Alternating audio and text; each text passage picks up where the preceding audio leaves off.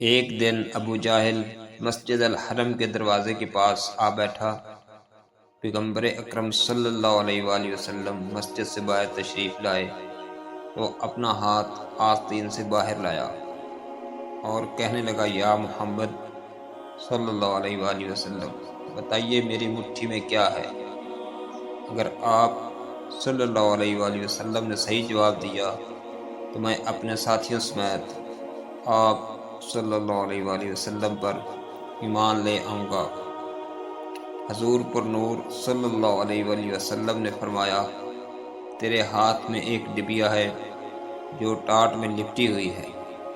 اس ڈبیا کے اندر 3 موتی ہیں، ان میں سے ایک سوراخ شدہ ہے، دوسرا آدھا سوراخ شدہ اور تیسرا بغیر سوراخ کے ہے۔ اس ڈبیا میں ایک لال بھی ہے جس میں ایک سرخ کیڑا ہے، کیڑے کے منہ میں سبز پتی ہے۔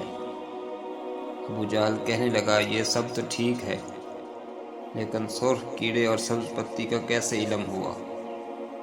آپ صلی اللہ علیہ وآلہ وسلم نے فرمایا، لال کو توڑ دو، معلوم ہو جائے گا۔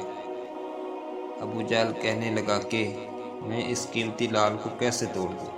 ایک صحابی کہنے لگے، اپنے لال کی قیمت لگا کر اسے توڑ دو، اگر رسول خدا صلی اللہ علیہ وآلہ وسلم کی بات معاذ اللہ درست نہ ہوئی تو قیمت میں ادا کروں گا۔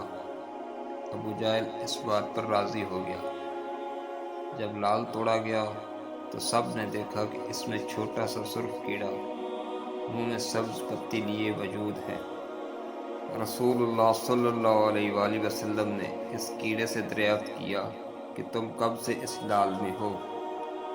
کیڑے نے پہلے آپ صلی اللہ علیہ وآلہ وسلم کی خدمت میں سلام عرض کیا، پھر کہا، مجھے نہیں معلوم، لیکن اللہ تعالیٰ مجھے روزانہ 3 سبز پتی عطا فرماتا ہے۔ آپ صلی اللہ علیہ وآلہ وسلم نے فرمایا، تیرا ذکر اور تسبیح کیا ہے؟